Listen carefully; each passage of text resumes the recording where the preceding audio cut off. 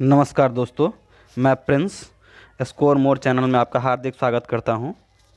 दोस्तों, आज हम लोग करने वाले हैं प्रैक्टिस सेट 11। इसके पहले की सारी वीडियोस के लिंक डिस्क्रिप्शन में पड़े हुए हैं, जाके आप लोग देख सकते हैं।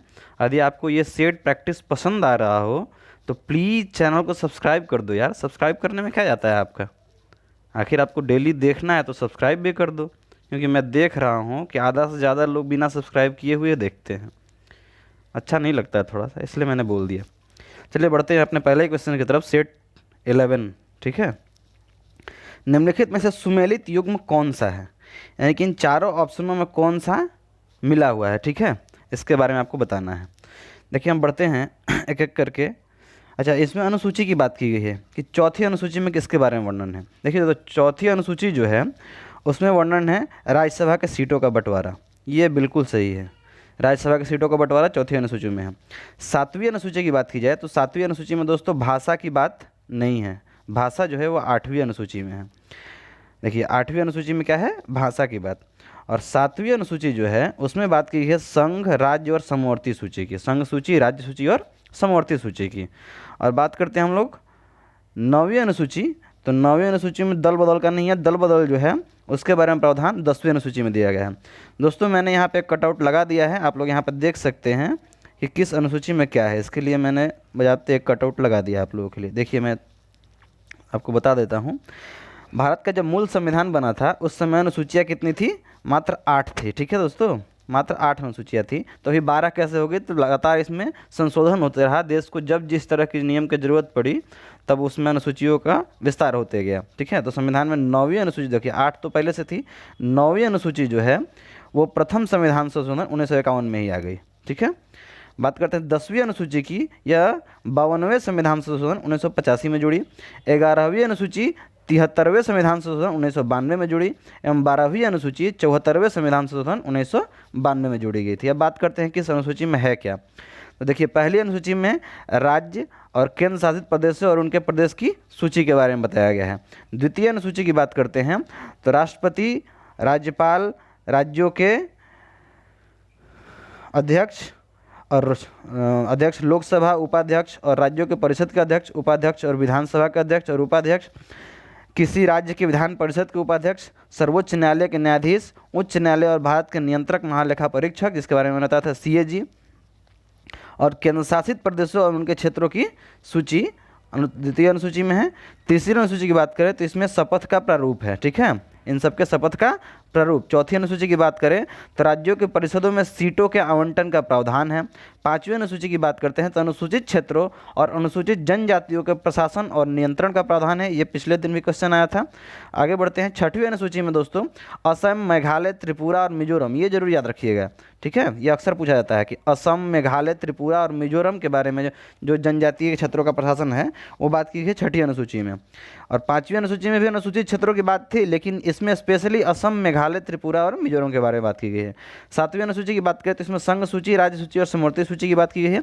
आठवीं अनुसूची में 22 भाषाओं का जिक्र किया गया है, ठीक है। आगे बढ़ते हैं नौवीं अनुसूची में कुछ अधिनियमों और विनियमों के सत्यापन के प्रावधान है। 10वीं अनुसूची में आप दल बदल के आधार पर अयोग्यता का प्रावधान है, आप दल बदल नहीं कर सकते हैं जीतने के बाद, ठीक है। 11वीं अनुसूची जो है पंचायतों की शक्तियाँ, अधिकार और उत्तरदायित्व से संबंधित है। और 12वीं अनुसूची की बात करें, 12वीं और अंतिम अनुसूची यह भी है जो नगर पालिकाओं के शक्ति, अधिकार और उत्तरदायित्व की बात करती है, ठीक है। तो ये सारी अनुसूचियाँ आप लोग याद कर लेंगे, अक्सर ये क्वेश्चंस आते रहते हैं। बढ़ते हैं क्वेश्चन नंबर 2 की तरफ। एक संघीय शासन में राज्य किस अधिकार का अनुभव करता है।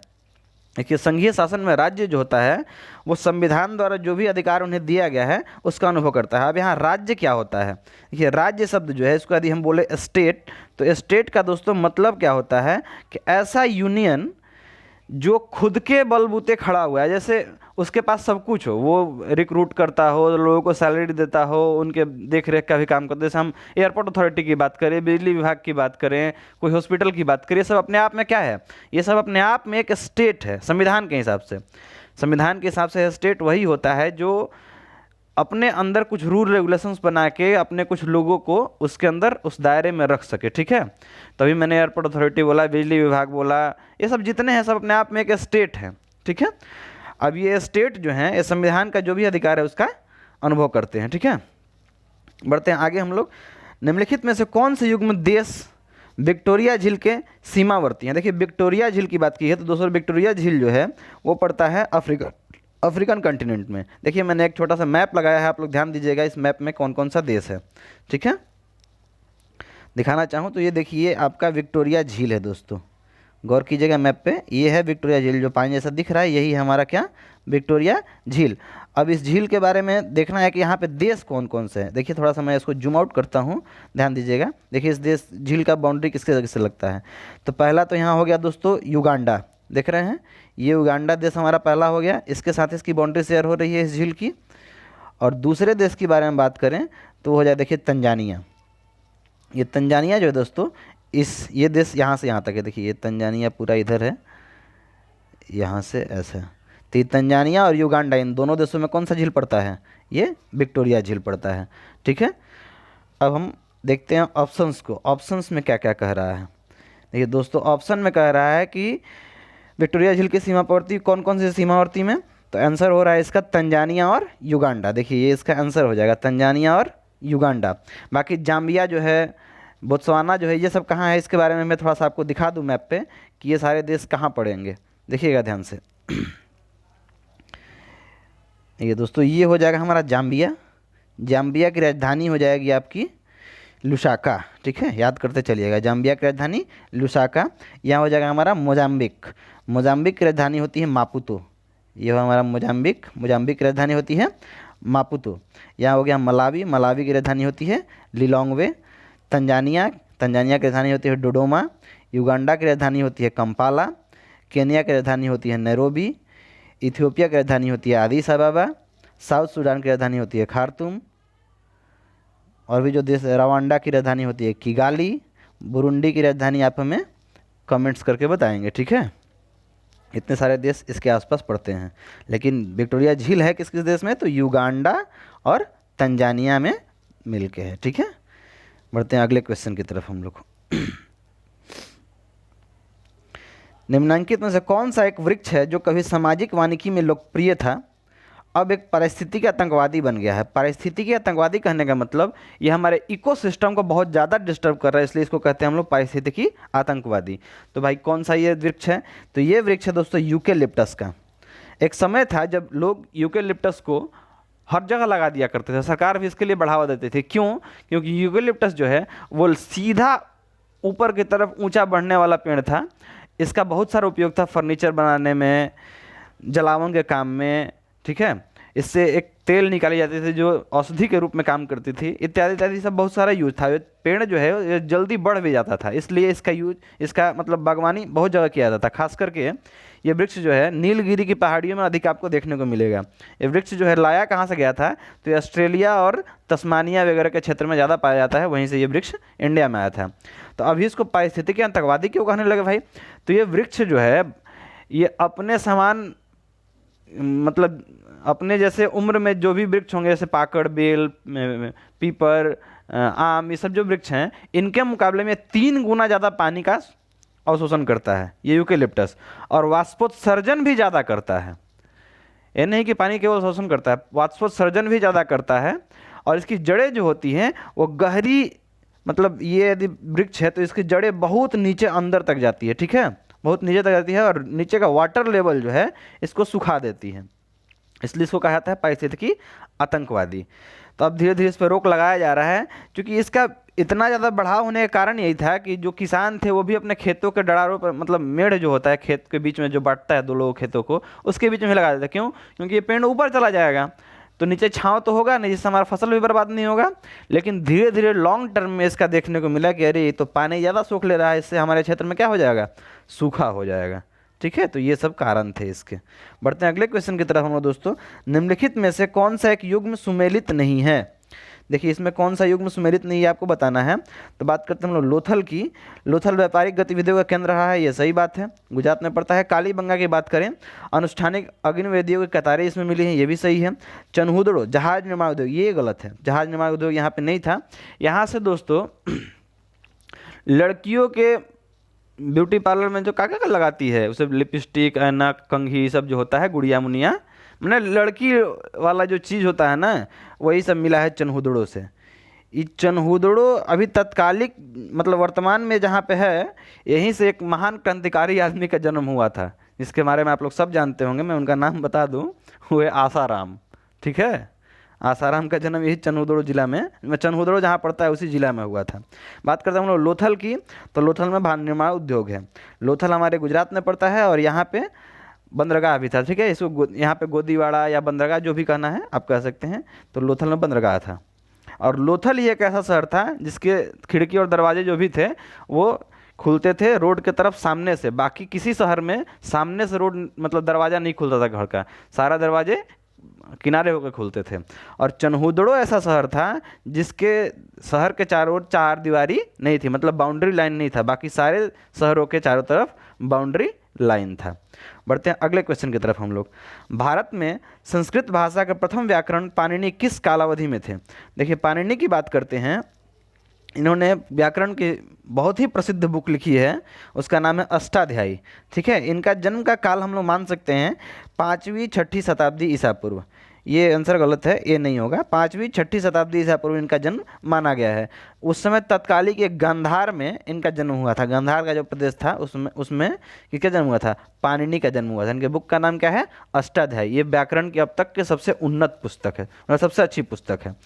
अब हम लोग बात करते हैं चैत्य और विहार में क्या अंतर है। देखिए, चैत्य और विहार में क्या अंतर, इसके बारे में थोड़ा सा मैं स्पष्ट कर दूं। तो विहार जो होता है वो दोस्तों पूजा स्थल होता है। विहार क्या होता है? चैत्य जो होता है वो पूजा स्थल है, चैत्य पूजा स्थल है, और विहार जो है वो निवास स्थान है। चैत्य जो होता है उसमें स्तूप का होना जरूरी है। चैत्य में स्तूप जैसा एक आकृति होता है, क्योंकि ऐसा माना जाता है कि जहाँ लोगों को दफनाया जाता था मरने के बाद, चैत्य चिता से निकला। ठीक, तो उस जगह पर स्तूप बना दिया जाता था, वही होता है चैत्य पूजा स्थल। उन लोगों की पूजा की जाती थी, ये मतलब बौद्ध धर्म में ऐसा मानना था। और विहार जहाँ पे ये पुजारी लोग निवास करते थे उसको बोलते थे विहार। यहाँ पे मैंने 2 फोटोज लगाए हैं, उसको आपको दिखा दूँ, उससे क्लियर हो जाएगा बहुत कुछ। देखिए, ये है दोस्तों चैत्य। ठीक है, देखिए इसमें ये दिख रहा है आपको, ये स्तूप, तो यही स्तूप की वजह से ये कहा गया चैत्य। और बात करते हैं उसकी विहार की, तो ये विहार है, देखिए चौकोर आकृति का है, इसमें रहने के लिए घर वगैरह बनाए गए होते थे, तो इसको क्या बोलते हैं हम लोग? विहार बोल लेते हैं। ठीक है, तो चैत्य और विहार में यही अंतर है कि चैत्य पूजा स्थल होता था और विहार रहने का जगह होता था। बढ़ते हैं अगले क्वेश्चन की तरफ हम लोग। ऋण पत्र व इक्विटी में क्या अंतर है? देखिए, ऋण पत्र को इंग्लिश में बोला जाता है डिबेंचर। ठीक है, तो डिबेंचर एंड इक्विटी में क्या अंतर है? तो इसका आंसर हो जाएगा दोस्तों कि ऋण पत्र जो होते हैं वे मोहर लगे हुए बॉन्ड होते हैं। ऋण पत्र क्या होते हैं? ये मोहर लगे हुए बॉन्ड होते हैं जो बताते हैं कि मुद्रा उधार ली गई है और इस पर आपको इंटरेस्ट मिलते रहेगा, और उसको बाद में आपको मूलधन और इंटरेस्ट दोनों लौटा दिया जाएगा। और इक्विटी जो होती है वो अंशधारक के अंशधारिता के अनुपात में प्राप्त मताधिकार, यानी कि ये शेयर होता है। जैसे एक कंपनी का मूल्य 100 रुपया है और उसने 10 शेयर जारी किए, तो एक शेयर का दाम हो गया 10 रुपया, और यदि आपने एक शेयर खरीदा है तो आप कह सकते हैं कि आप उस कंपनी में इस 10 रुपये के शेयर के मालिक के बराबर हैं, यानी कि आप भी उस कंपनी में हिस्सेदार हैं। ठीक है, और डिवेंचर के बारे में मैंने बता दिया, और भी इसके बारे में आप जानकारी जुटा के हमें कमेंट कर सकते हैं। बढ़ते हैं अगले क्वेश्चन की तरफ। भारतीय रिजर्व बैंक द्वारा नगद आरक्षण अनुपात, अच्छा नगद आरक्षण अनुपात क्या होता है? इसको बोलते हैं कैश रिजर्व रेशियो, CRR। इसके बारे में मैंने पिछले वीडियो में बात किया था कि CRR क्या होता है। तो यहाँ पे पूछा गया कि CRR के अनुपात को बढ़ा देने पर क्या प्रभाव पड़ेगा। तो दोस्तों, यदि CRR को बढ़ा दिया जाए तो मुद्रा आपूर्ति जो होगी वो घट जाएगी, क्योंकि CRR बढ़ने से क्या होगा कि बैंकों को अपना ज़्यादा पैसा RBI के पास रखना पड़ जाएगा स्टॉक के रूप में। ठीक है, चूँकि RBI इसलिए रखवा देता है अपने पास, अभी 4% या लगभग कुछ चल रहा है, ये हमेशा फ्लक्चुएट करते रहता है, हर तिमाही में कुछ बढ़ जाएगा कुछ घट जाएगा या फिर वही बना रहेगा। तो ये RBI के मॉनेटरी पॉलिसी पे डिपेंड करता है कि ये बढ़ेगा कि घटेगा। ठीक है, सर जितने भी रेट्स होते हैं CRR, SLR, MSF जितने भी हैं सब घटते बढ़ते रहते हैं, ये फिक्स नहीं कहा जा सकता है। RBI देखता है कि बाजार में कैसी स्थिति है, उस हिसाब से इसको बढ़ाते घटाते रहता है।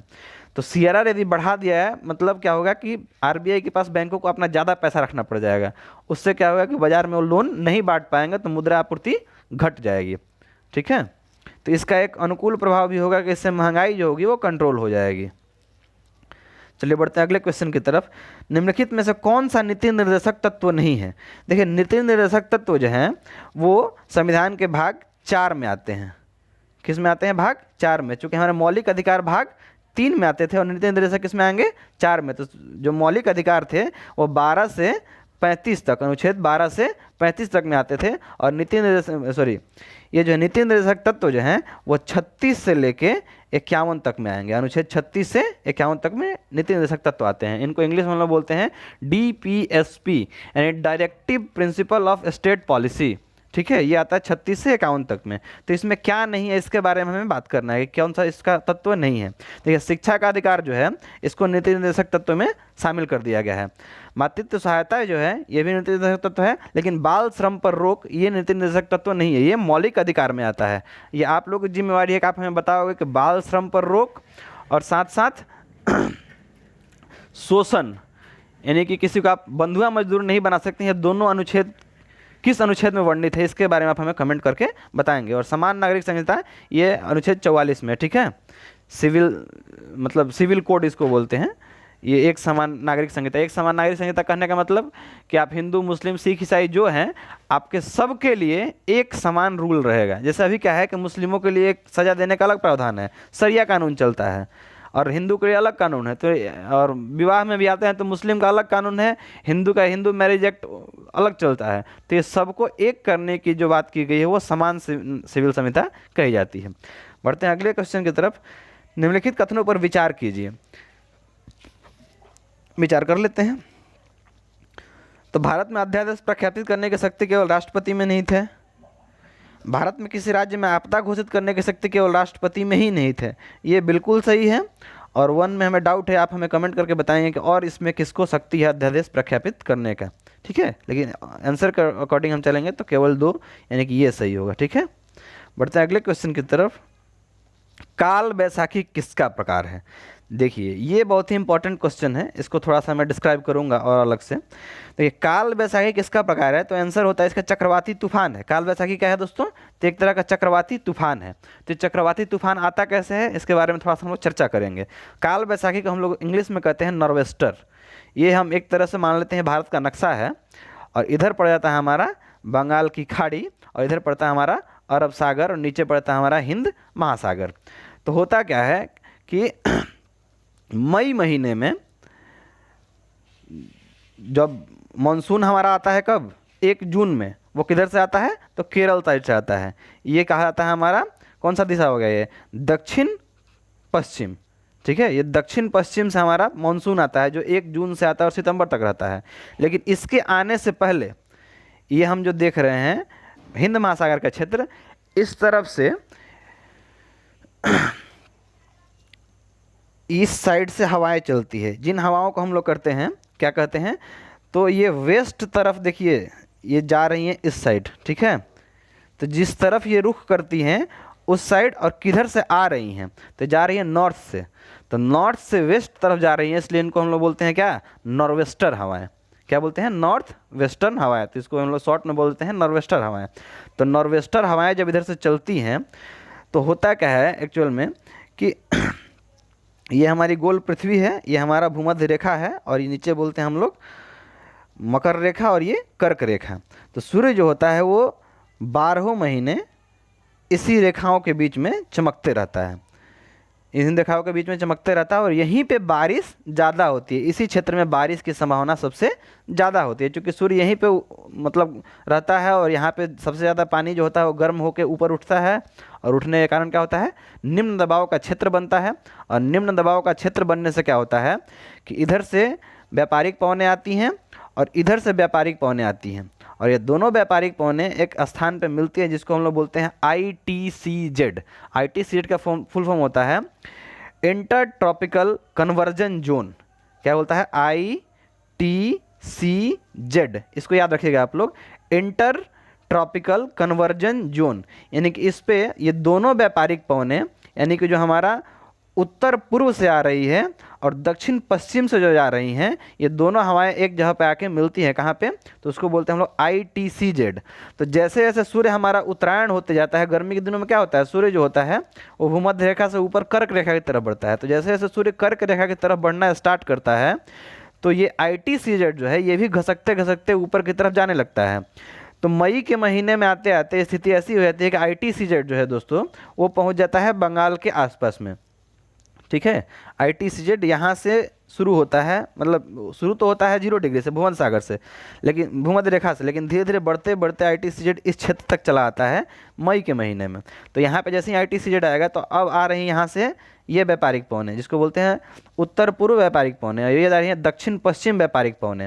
ये दोनों जब जाके यहाँ पे मिलेंगी तो क्या होगा, ये मिल के ऊपर की तरफ उठना चाहेंगे और बारिश कराना चाहेंगे। लेकिन कभी कभी क्या होता है कि इन हवाओं में नमी नहीं होने की वजह से, क्योंकि ये तो स्थल से आ रही है और ये जल से होकर जा रही है, तो यदि जल इनमें हो गया, नमी हो गई, तब तो ये बरसात कराएंगी।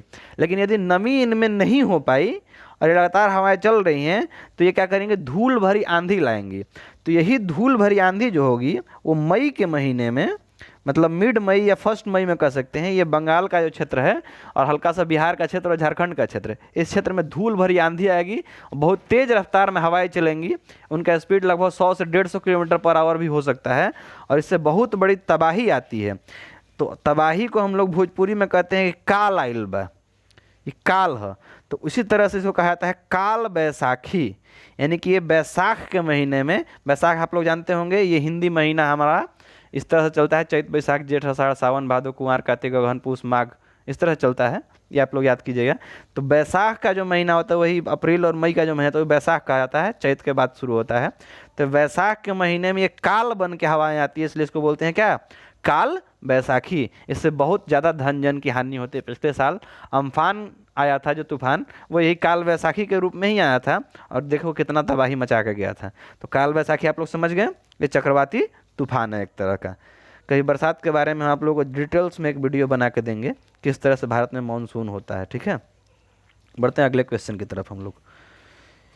अगला क्वेश्चन हमारा है, कच्चे माल की उपलब्धि किस उद्योग की स्थिति के लिए मुख्य आधार है। तो ये कच्चे माल की उपस्थिति, ये गन्ना उद्योग जो आप लोग दोस्तों देख रहे हैं ना, इसके लिए कच्चा माल होना एकदम जरूरी है ही, और डेली नया नया होना चाहिए, यानी कि ला के 1 महीना से फेंक ले है गन्ना, उसका चीनी निकालेंगे तो पता चलेगा सब सूख गया। तो इसके लिए आपको कच्चा माल चाहिए ही चाहिए। ठीक है, बढ़ते हैं अगले क्वेश्चन की तरफ हम लोग। वास्तुकला पर आधारित सम्रांगन सूत्रधार नामक ग्रंथ की रचना निम्न में से किसने की। देखिए, सम्रांगन सूत्रधार जो किताब है दोस्तों, ये बड़ा ही रहस्यमयी किताब है। इसके बारे में बात करूं तो इसको लिखा किसने था, तो भोजराज परमार, यानी कि ये परमार वंश के शासक थे, राजा भोज। इन्हीं के नाम पे जो आपका भोजपुर जिला है, आरा, एक्चुअल में जिला का नाम क्या है, भोजपुर, लेकिन उसका मुख्यालय होता है आरा में, तो कोई लोग उसको आरा जिला बोलते हैं। तो उनका संबंध भी इससे रहा है, और एक खास, ये तो आते थे आपके मध्य प्रदेश के क्षेत्र से, ये परमार वंश मध्य प्रदेश के क्षेत्र में था, राजा भोज वहीं पे थे। तो इन्होंने एक पुस्तक लिखी, कौन सा, सम्रांगन सूत्रधार। इस बुक में दोस्तों ये जब लिखी गई थी, ये 1000 से 1055 ईस्वी के बीच में लिखी गई थी, और उस समय उन्होंने रोबोट का परिचय इस बुक में करा दिया था। समझ रहे हैं, आज जो रोबोट हम लोग देख रहे हैं कि स्त्री और पुरुष के रूप में रोबोट बन रहे हैं और वो काम तरह तरह कर रहे हैं, ये हम लोग सोचते हैं कि अभी नया ये सब कुछ है, लेकिन ये नया नहीं है। देखिए, सम्रांगन सूत्रधार में इस चीज़ की व्याख्या कर दी गई है, किसके द्वारा, भोजराज परमार के द्वारा। ठीक है, इस बुक में 83 अध्याय थे जो भोजराज परमार ने लिखे हैं, और इसमें रोबोट का परिचय करा दिया गया है। अब बात करते हैं राजा जयसिंह सिद्धराज की, ये चालुक्य वंश के शासक थे। मिहिर भोज की बात करें, इनका नाम आदि वराह भी था, ये गुर्जर नरेश कहे जाते थे। ठीक है, पेद्दन के बारे में मुझे पता नहीं, आप लोग कमेंट करके हो सकता है तो बताएं। बढ़ते हैं अगले क्वेश्चन की तरफ। क्वेश्चन नंबर 23, बहुजन हिताय बहुजन सुखाय किसका आदर्श वाक्य है। देखिए, बहुजन हिताय बहुजन सुखाय की जब बात करते हैं तो दोस्तों ये जो है आदर्श वाक्य किसका है, तो ये आदर्श वाक्य है ऑल इंडिया रेडियो का। बहुजन हिताय बहुजन सुखाय किसका आदर्श वाक्य है, ऑल इंडिया रेडियो का। ये सी गलत है, ठीक है, ए होगा। ऑल इंडिया रेडियो का मुख्य वाक्य क्या है, बहुजन हिताय बहुजन सुखाय। तो ऑल इंडिया रेडियो की स्थापना जो है दोस्तों वो 23 जुलाई 1927 को की गई थी। अब इसका नाम प्रसार भारती भी है। ठीक है, इसका मुख्यालय दिल्ली में है। बढ़ते हैं अगले ऑप्शंस की तरफ। दूरदर्शन, ये दूरदर्शन जो है इसका मुख्य वाक्य है सत्यम शिवम सुंदरम। आप लोग देखते हैं, पहले टीवी देखते होंगे बचपन में, तो उस समय डीडी नेशनल चलता था और उस पर दूरदर्शन वही चैनल है, तो उस पर दिखाया जाता था। पहले लिखता था, जैसे शुरू करो तो लिखेगा सत्यम शिवम सुंदरम, ठीक है। तो इसकी शुरुआत हुई थी कब से? तो 15 सितंबर 1959 से। 15 सितंबर 1959 से किसकी शुरुआत हुई? दूरदर्शन की। इसका आदर्श वाक्य सत्यम शिवम सुंदरम। बढ़ते हैं life insurance corporation of India का, तो इसकी शुरुआत हुई थी दोस्तों 1 सितंबर 1956 को लाइफ इंश्योरेंस ऑफ इंडिया की शुरुआत हुई थी। और इसका मुख्य वाक्य है आपका कल्याण हमारी जिम्मेवारी। वही है, जिंदगी के साथ भी जिंदगी के बाद भी, ठीक है।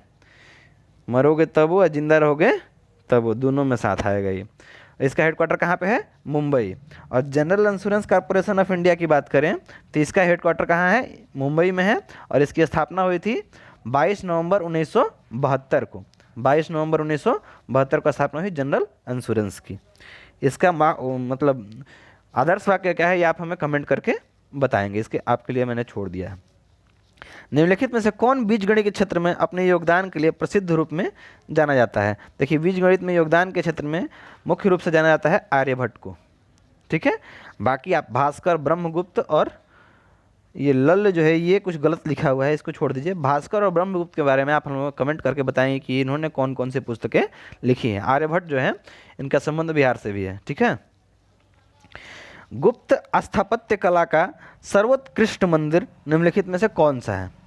देखिए, ये चारों मंदिर जो है ना दोस्तों, ये चारों ही गुप्त वंश से रिलेटेड हैं। लेकिन स्थापत्य कला के दृष्टि से यदि सुदृढ़ किसी को माना जाए तो वो हमारे ऑप्शन के अनुसार माना गया है देवगढ़ का दशावतार मंदिर।